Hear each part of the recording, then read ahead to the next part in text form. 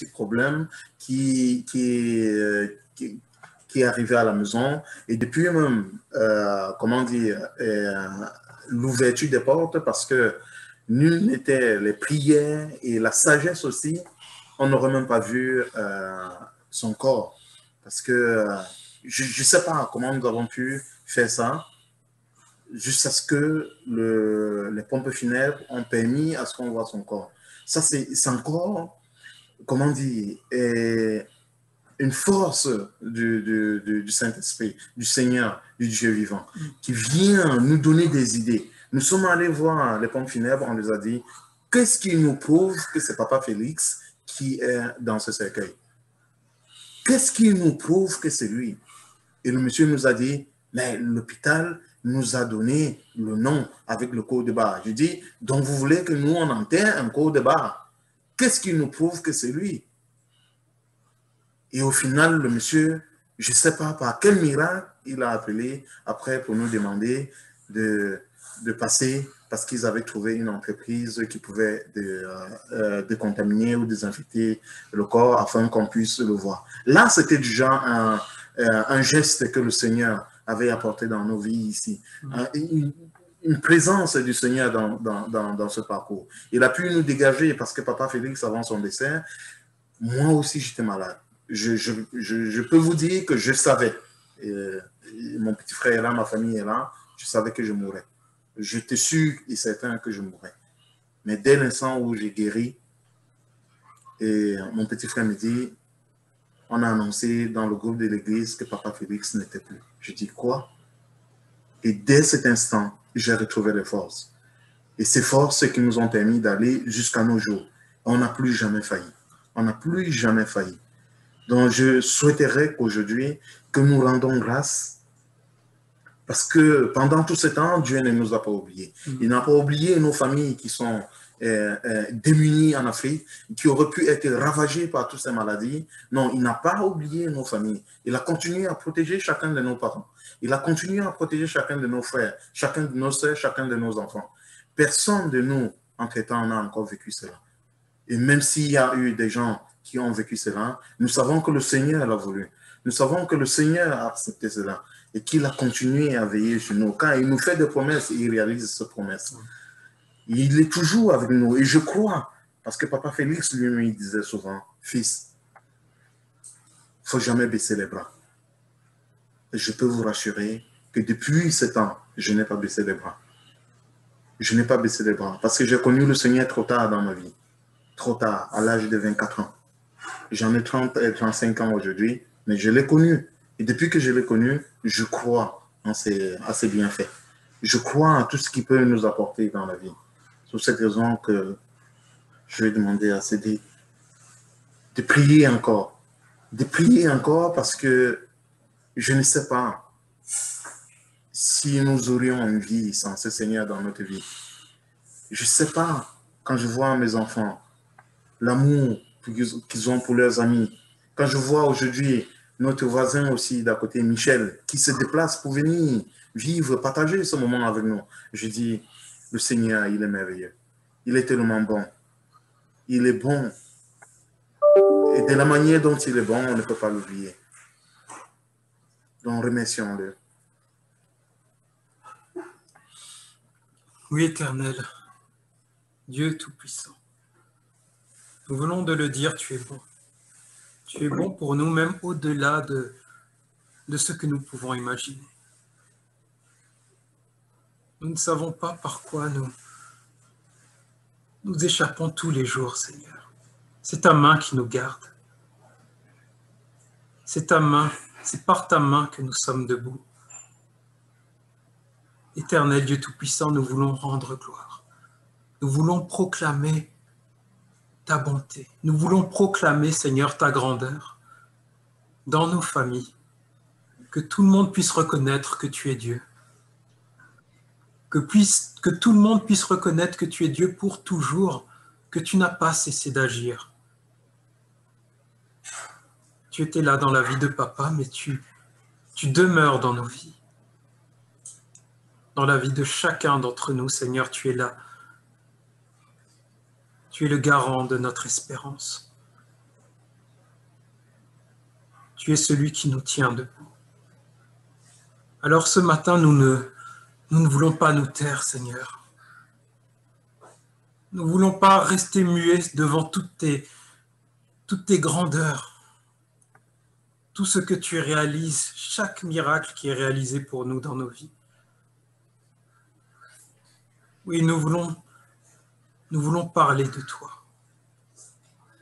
Nous voulons parler de tes actions merveilleuses, magnifiques. Oui, Seigneur, nous ne voulons pas attendre d'avoir 60, 70 ans, Seigneur, pour commencer à parler de toi. Quel que soit notre âge, quelle que soit notre situation au jour d'aujourd'hui, nous voulons reconnaître que tu es Dieu, que tu nous aimes et que ton amour dépasse absolument tout. Alors ce matin, élevons nos voix. Élevons nos voix, que ce soit dans la prière ou dans les témoignages. Papy Barthélemy m'a déjà fait part ici qui souhaiterait parler. Je te laisse la parole. Est-ce qu'il n'y a pas une place où on appuie pour... À la place, je peux lui dire que on pouvait aussi donner les témoignages. Si, bien sûr. Mais Papy Barthélemy m'avait demandé, il faut simplement qu'il réactive son micro. Oui, il est en train de parler, il faut qu'il réactive. On ne t'entend pas. Alors, Papa Emmanuel voulait aussi parler. Voilà. Vous m'attendez? Oui. Maintenant, ça va? Ça va. Oui, pasteur, on vous entend. Message à la famille de pasteur Mutombo Mukendi Félix. À mon nom et au nom de toute la famille de pasteur Kassandameno Barthélemy, je transmets un message d'encouragement et de consolation à la famille de pasteur Mutombo Mukendi pour le premier anniversaire de sa mort. Pour moi, j'ai perdu un homme de Dieu honnête, intègre, qui est parmi des hommes de Dieu que j'ai rencontrés dans mon parcours pastoral. Un imitateur de Jésus-Christ. Un homme de Dieu qui mérite d'être appelé un serviteur de Dieu et un fils d'un pasteur protestant de notre époque. Que sa place soit à côté du Christ dans la maison de Dieu. Que son âme repose en paix et que la paix du Seigneur soit avec toute sa famille et tous ses enfants de l'église de Nimi. Que Dieu nous bénisse. Si vous pouvez accepter de rechanter la chanson « Béni soit le nom du Seigneur ».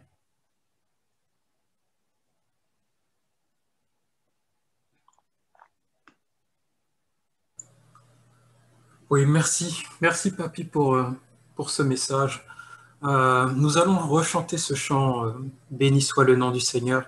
Nous allons le rechanter, mais d'abord, nous allons écouter les autres témoignages. J'entends des gens qui veulent encore parler, alors je leur laisse. Ok, merci beaucoup.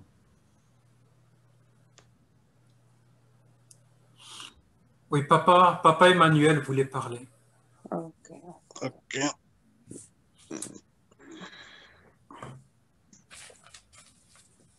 Il n'y a pas les vidéos qui te plaisent. Ok, je vous salue tous au nom de notre Seigneur Jésus. Et je voulais bien compléter ce que Cédric disait à propos de ces guerriers et à propos de son amour pour les autres. Et si je prends tous les détails, mon témoignage sera très long, je vais le raccourcir en disant que je ne pouvais pas parler de ce que nous avons connu ensemble à Kinshasa, à Bangui, et il y a quelques années ici, nous nous sommes retrouvés ensemble à Cotonou bien sûr, à l'occasion de l'enterrement de son beau-père. Mais dans cette période de l'enterrement, il y avait une conférence qui était prévue où il a été improvisé pour parler et il a ébloui tout le monde. Sans penser que 2010, nous nous sommes retrouvés à Pretoria avec maman Odette. Nous avons passé 10 jours ensemble où il a parlé à toute l'Afrique. Mais je voulais parler tout simplement de ce qui s'est passé 10 jours avant qu'il parte de ce monde. Mon épouse est tombée malade. Nous venons de l'Afrique du Sud, mais nous sommes retrouvés ici en Angleterre. Mais pendant qu'il était à l'hôpital, lui appelait tous les jours pour suivre l'évolution de la santé. Et le jour où il a terminé d'appeler, c'est le jour où il est tombé aussi malade. Et moi, j'ai commencé à essayer de savoir qu'est-ce qui se passe. Parce qu'il n'appelait pas, on causait le soir, il voulait savoir l'évolution de la santé.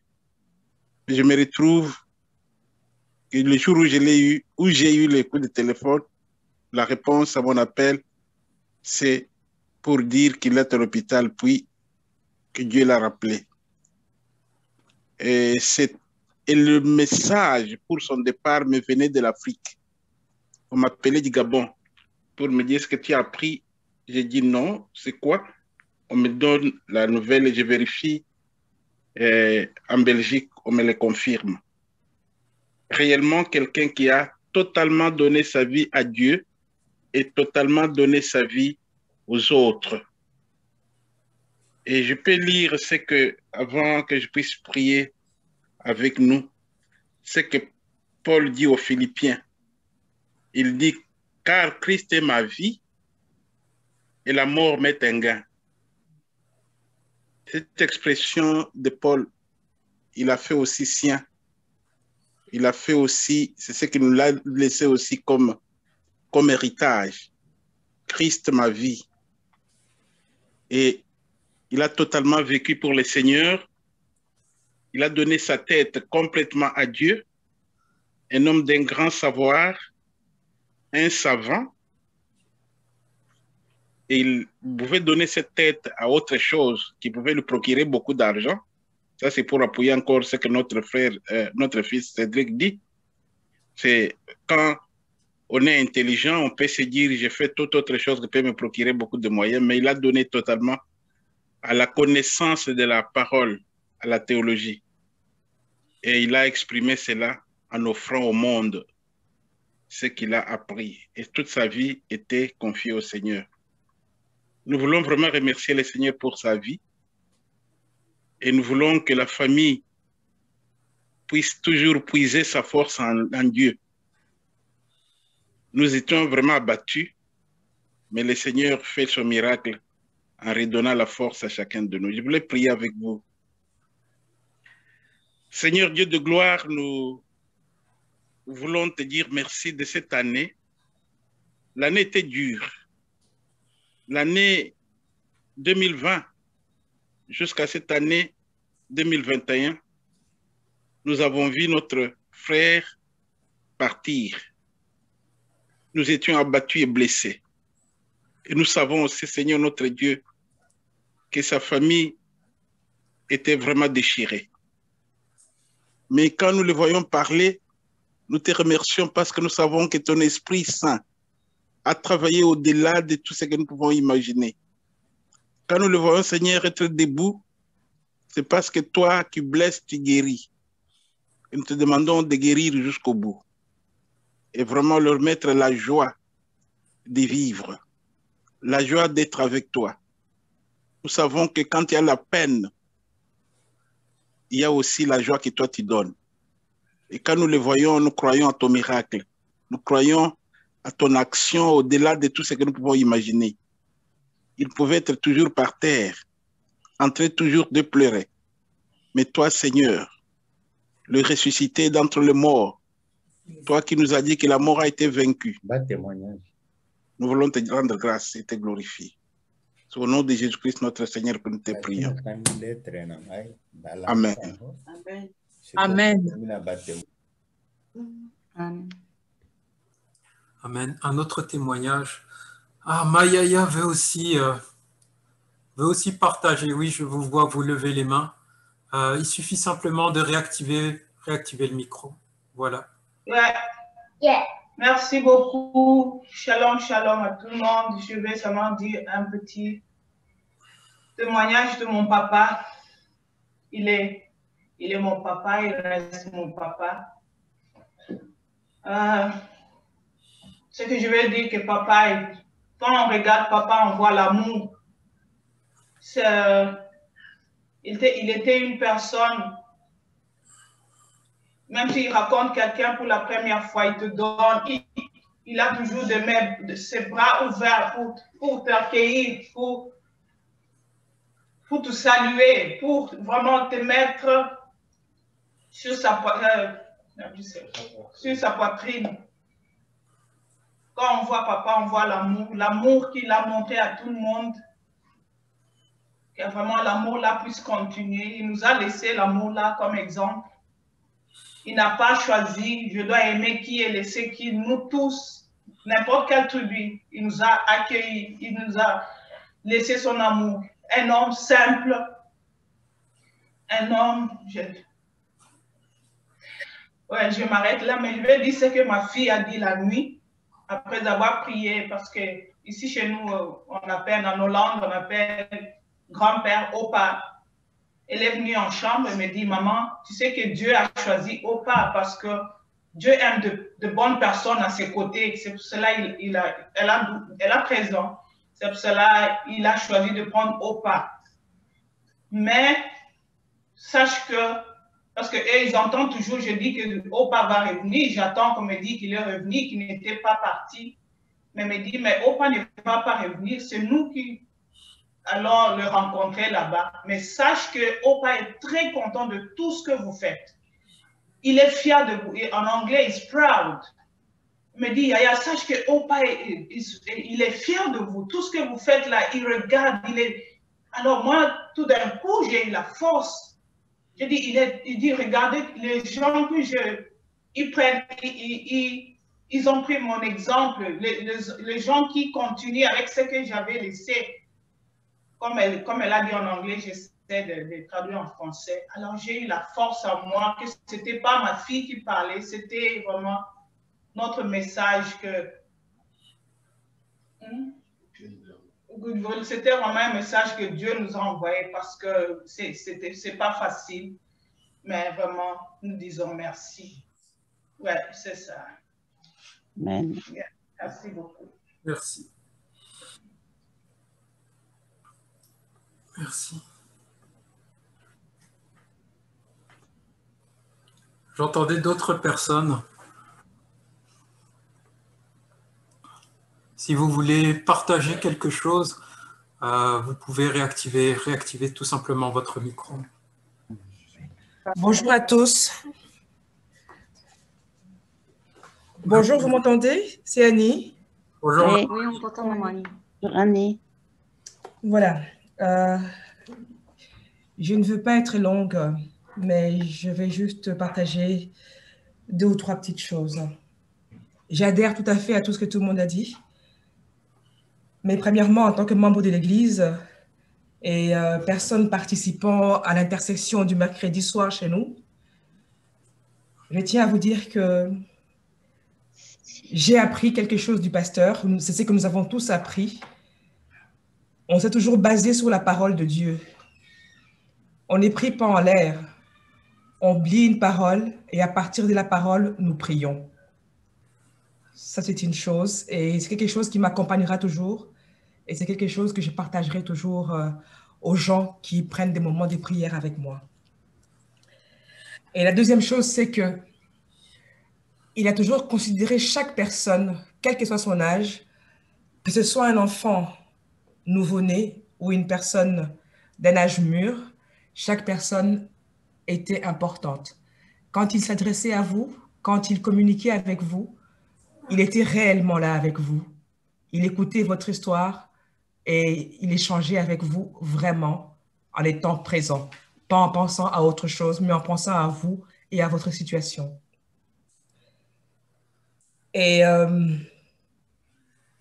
effectivement, je peux témoigner aussi qu'il a fait des choix de vie en imitant Jésus parce qu'il aurait pu vivre autre chose. On a dit qu'il était intelligent, il avait des capacités, il était sollicité. Moi, je peux témoigner clairement et concrètement. Nous étions en Allemagne à la pastorale de l'UBB. Et au cours de cette pastorale, il arrivait qu'on fasse des réunions d'église. Et il nous avait réunis en tant qu'église, les quelques membres de l'église qui étions là. Et il nous avait dit, il nous avait fait part, à cette époque-là, d'une proposition qu'il avait reçue, comme on dit de nos jours, alléchante. Il aurait pu vivre une vie tranquille, financièrement et en travaillant ailleurs, vivant autrement. Mais il nous a simplement dit qu'il avait choisi de rester parce qu'il voulait offrir une église. Une église, c'est-à-dire un lieu où les enfants, il ne pensait même plus à nous les adultes, mais il pensait aux enfants, que les enfants pourraient dire, c'est là que nous avons grandi spirituellement. C'est quelque chose qui m'a touchée, qui m'a accompagnée et qui m'accompagnera toujours parce qu'il a fait ce choix-là. Il n'était pas obligé. Alors, je loue le Seigneur pour le choix qu'il a fait et pour l'exemple qu'il est pour nous, adultes de l'Église, et pour nos jeunes. Ce témoignage, cet exemple, je pense qu'il n'en a jamais parlé lui-même et il ne l'aurait jamais fait. Mais je pense qu'il est bon qu'on le répète à nos enfants. Nous avons un lieu de culte, mais leur papy pasteur, leur papa pasteur a voulu qu'ils aient un endroit, qu'ils aient une maison où ils grandissent spirituellement. Et je remercie d'ailleurs tous ceux que le pasteur, comment je vais dire, en qui il avait mis sa confiance pour pouvoir s'occuper des enfants, l'école du dimanche, le groupe des jeunes, etc. Ces personnes sont en train de continuer la mission du pasteur. Alors voilà, c'était un témoignage à faire. Et pour terminer, un témoignage plus personnel. Mon pasteur, j'ai passé beaucoup de temps avec lui, à l'église, aux réunions de prière. Mais la dernière fois que je l'ai vu, c'était un dimanche où je n'étais pas allée à l'église parce que l'année dernière, je l'avais fait venir ma maman à la maison, souffrante, et je devais m'occuper d'elle. Les enfants étaient allés à l'église et comme il a toujours dit, les serviteurs de Dieu vont toujours deux par deux. Il a téléphoné pour que je ne vienne pas chercher les enfants. Lui et papa Kassanda sont venus ramener les enfants et ils sont venus accomplir un ministère. Prier pour ma maman. C'était la dernière fois que j'ai vu le pasteur Félix. Ensuite, on a pu communiquer que par téléphone ou par WhatsApp parce qu'au début du mois de mars, le 16 mars, le 20 mars et le 23 mars, j'ai perdu d'abord ma sœur, mon oncle et mon père l'année dernière. Et là aussi, l'Église a été un soutien, mais lui, en tant que pasteur, il a été présent. Et c'est que j'ai oublié, avant ça, il avait été au Congo quelques mois avant. Il ne m'avait rien demandé, même pas l'adresse de mes parents. J'ai simplement reçu une photo de la famille et un message me disant que le pasteur Félix était à la maison. Voilà l'homme qu'il était. Et quand je suis rentrée de Kinshasa après les deuils, c'était le 27 mars, 28 mars par là. Ma sœur avait été enterrée, mais mon oncle et ma sœur n'étaient pas enterrés. Vu les circonstances, on était rapatriés à cause du Covid. Le pasteur m'a soutenu au téléphone. J'ai dû assister à l'enterrement de mon papa par vidéoconférence. Il a été là, il m'a parlé tout le temps, il m'a téléphoné. Voilà, je m'arrête là. C'était juste pour dire l'homme qu'il était. Je pourrais parler longtemps parce qu'on a échangé aussi intellectuellement, spirituellement. Mais je loue simplement les seigneurs de l'avoir rencontré et d'avoir fait qu'il soit mon pasteur, membre de mon église et aussi membre de mon groupe d'intercession. Voilà, que les seigneurs nous bénissent tous et qu'effectivement on continue à être fortifiés, on continue à imiter Jésus. Tout ce que j'avais à dire. Amen. Voilà. Bonjour à tous. Bonjour, maman Dédé. Oui, je voudrais dire quelque chose aussi par rapport à papa. Mon témoignage, c'est depuis que je suis en train d'écouter les gens parler de papa, je me dis waouh. Donc, je n'étais pas la seule à avoir vécu tout cela.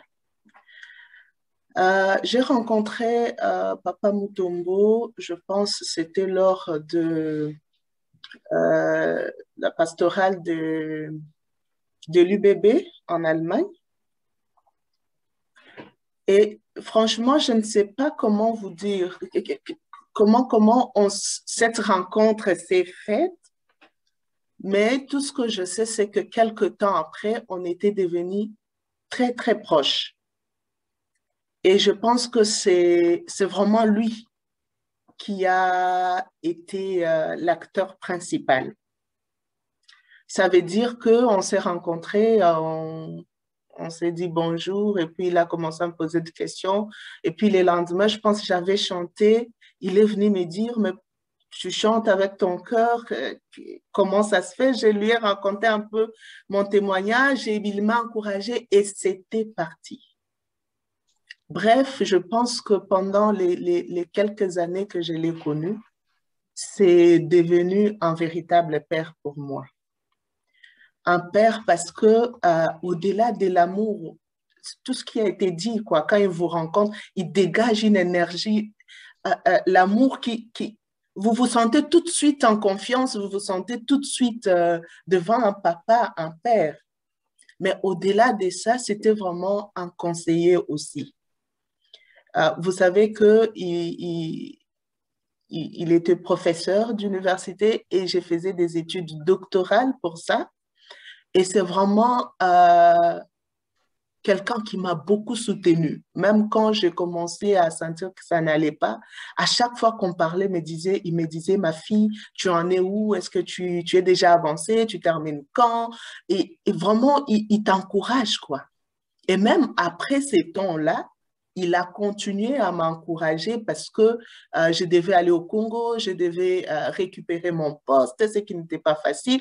Et à chaque fois, il te fait des messages du genre, ça va, est-ce que tu tiens les coups, est-ce que tu avances? Il te donne des conseils et je voulais vraiment dire ici que c'était vraiment un papa.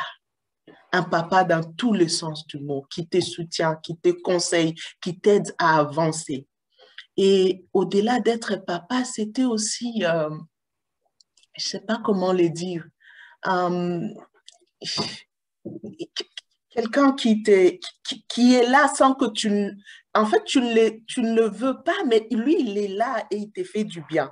Je donne un exemple. Il arrive au Congo, j'étais aussi au Congo. Moi, je ne savais pas qu'il avait voyagé. Lui non plus ne savait pas, mais avant d'aller, je pense qu'il s'est renseigné si j'étais là-bas. Quand il arrive au Congo, il m'écrit, ma fille, je suis là, est-ce qu'on peut se voir? Il m'a même donné l'adresse de son hôtel, je suis allée, mais ils étaient dans des réunions avec l'Église du Christ au Congo et donc je n'ai pas pu le voir. Et on s'est écrit à chaque fois, oui. Et vous voyez que malgré qu'il était papa, mais il savait s'excuser. Il dit, ah, je t'ai fait déplacer pour rien, ma fille. En tout cas, excuse-moi, je pense qu'on va se rattraper et tout ça. Et il n'a pas eu le temps de me voir, mais quand il partait, il m'écrit, je suis sur la route de l'aéroport. Je n'ai pas pu te voir, mais sache que je suis là, je suis avec toi, courage et tout. Et ça m'a beaucoup marqué parce que j'avais beaucoup d'amour et beaucoup de considération pour lui et je voyais comment est-ce que cette personne-là que j'admirais pouvait aussi avoir de l'égard à voilà, à sa fille, quoi, que j'étais. Et ça, c'était vraiment quelque chose qui m'a touchée. Et pour terminer, quelques jours avant son décès, moi, j'étais bloquée au Congo à cause de Covid. On avait fermé les frontières. J'ai encore ce message-là avec moi dans mon téléphone.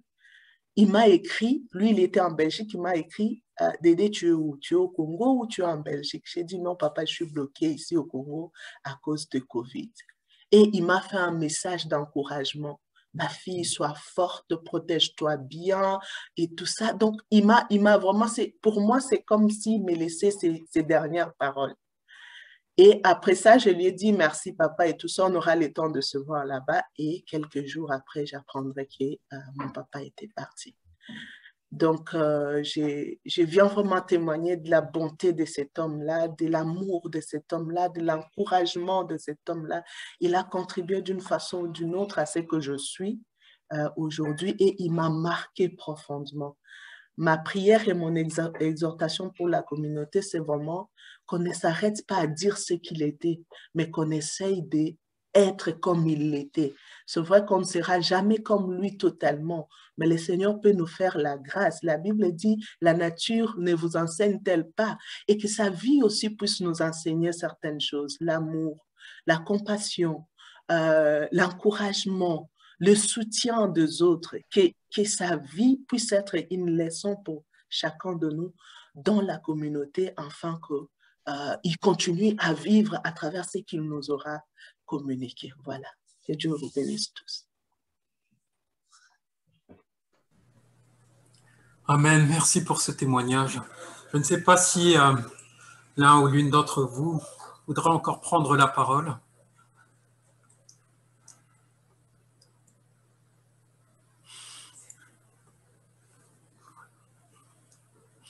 Je vois qu'il n'y a plus personne. Je vais vous proposer tout simplement d'ouvrir à nouveau vos micros et on va applaudir. On va applaudir. Ah, il y a encore un court témoignage. Un court témoignage. Et puis...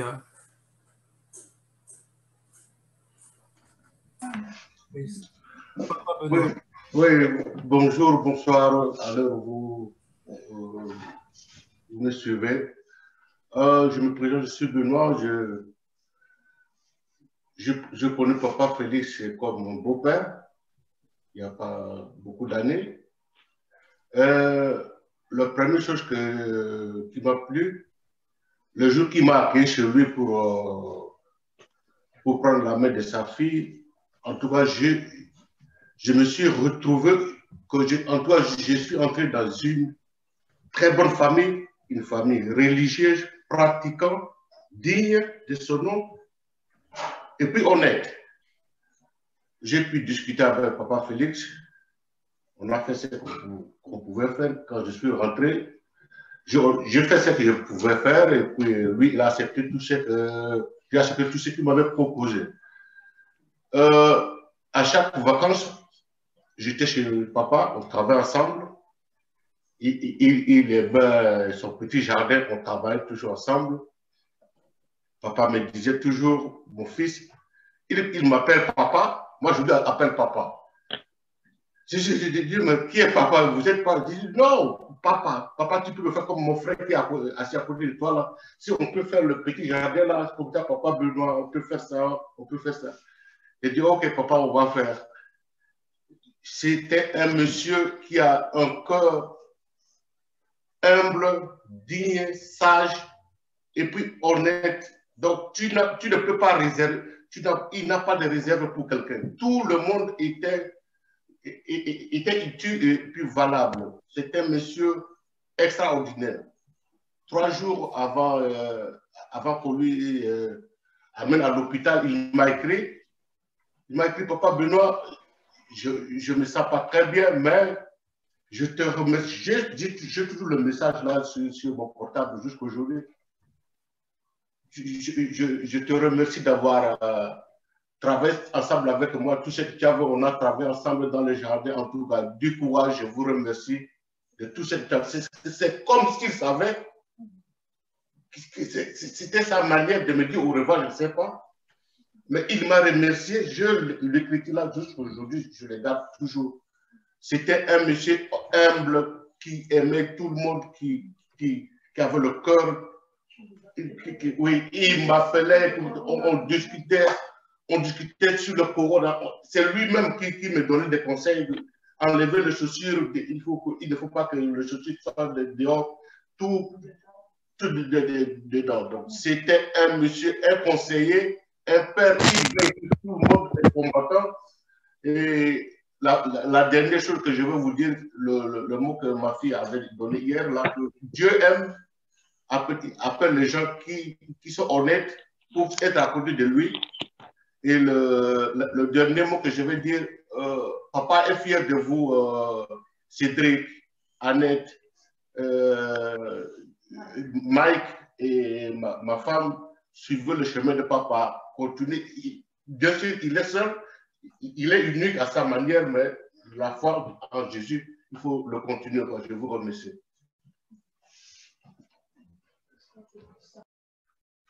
Amen. Merci, Papa Benoît. Merci. Merci. Alors, est-ce qu'il y a encore quelqu'un qui voudrait témoigner? Si c'est le cas, qu'il active encore son micro.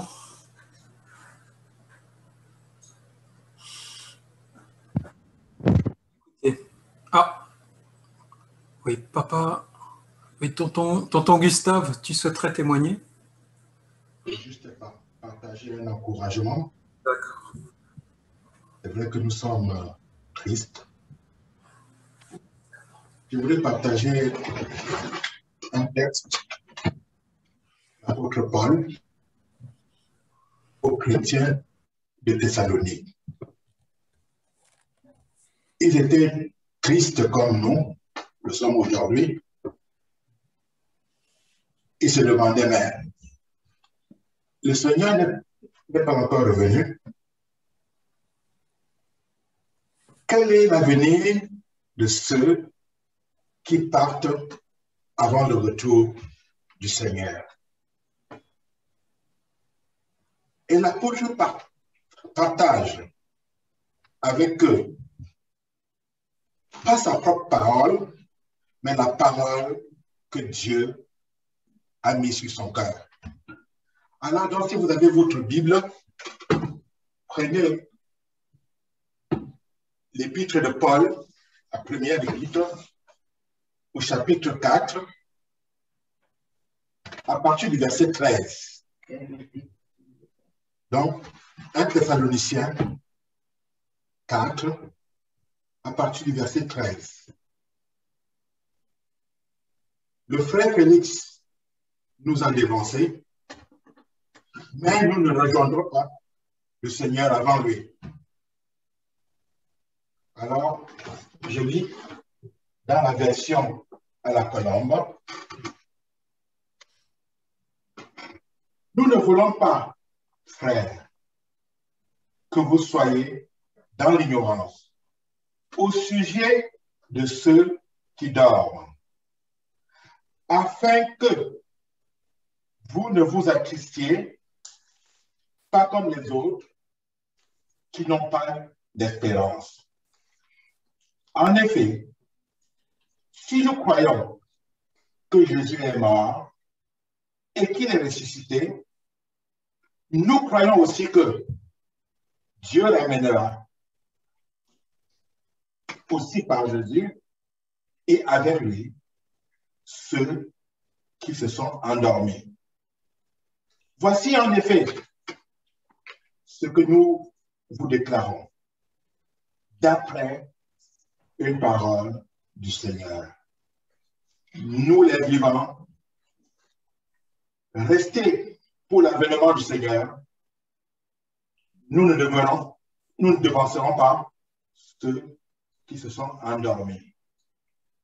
Car le Seigneur lui-même a un signal donné à la voix d'un archange, au son de la trompette de Dieu, descendra du ciel. Et les morts en Christ ressusciteront en premier lieu. Ensuite, nous les vivants, qui serons restés, nous serons enlevés ensemble avec eux dans les nuées, à la rencontre du Seigneur, dans les airs. Et ainsi, nous serons toujours avec le Seigneur. Consolez-vous donc les uns les autres par ces paroles. Donc, bien aimé, en ce jour de tristesse, où nous fêtons du moins l'anniversaire du départ de notre frère, d'espérance que le Seigneur Jésus nous donne, ce n'est pas la fin. Nous nous retrouverons avec lui auprès de notre Seigneur, auprès de notre Dieu, auprès de notre Père. Nous serons pour toujours avec lui. Voilà l'espérance que le Seigneur nous donne.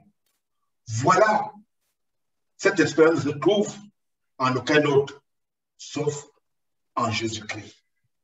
Il a mis son espérance dans le Seigneur. Donc c'est un encouragement pour nous dire, attachons-nous à ce Dieu qui a rappelé son serviteur.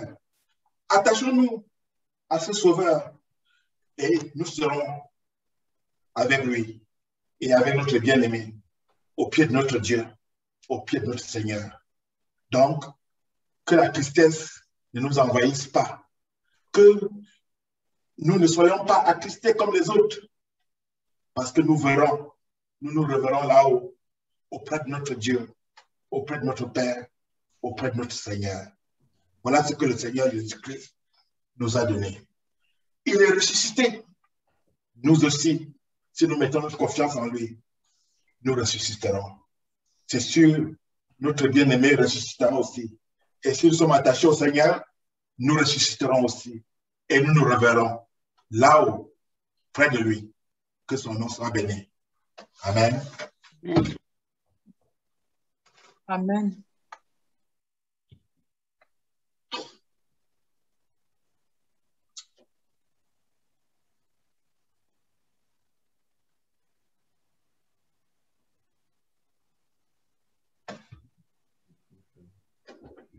Active ton micro, Cédric.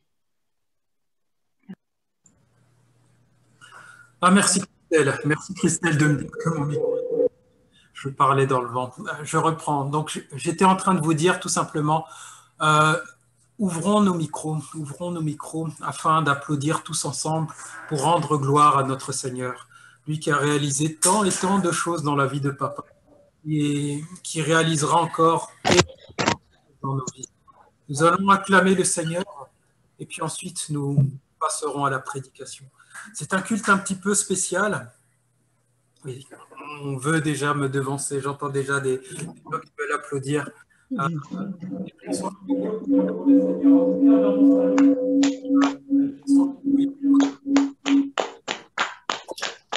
J'entends aussi ici. Le micro, oui, micro coupé. Oui, avec l'écho. Excusez-moi.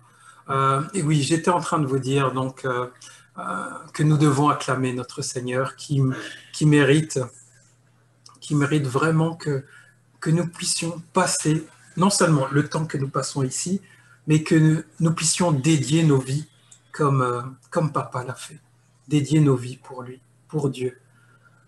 Et ensuite, nous passerons à la prédication. Alors, on a un petit peu débordé du timing habituel. Veuillez nous en excuser, mais c'est un culte particulier, c'est un culte spécial où nous ne pouvons pas nous taire devant les grandeurs de notre Seigneur. Et je vous invite justement à ne pas vous taire. Je donne le signal.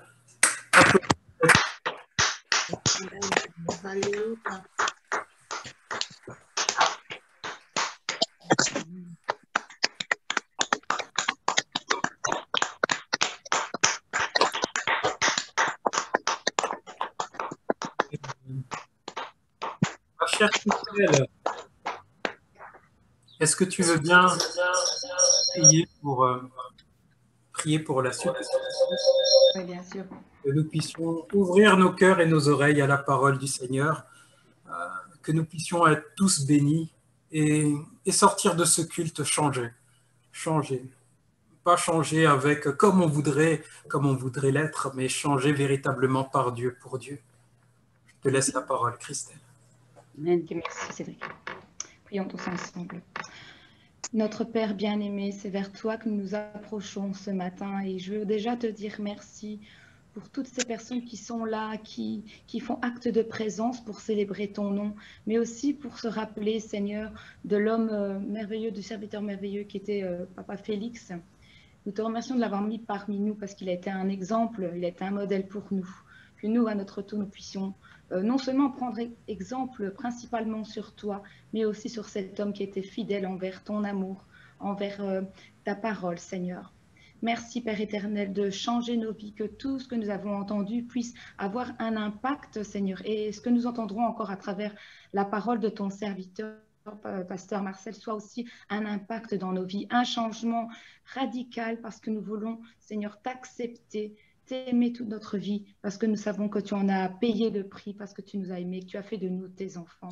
Alors, Seigneur, change nos cœurs, dispose nos cœurs, afin que nous puissions, Seigneur, être attentifs à ce que tu veux nous dire, et que, Seigneur, ton nom soit béni au éternel. Amen. Amen. Amen.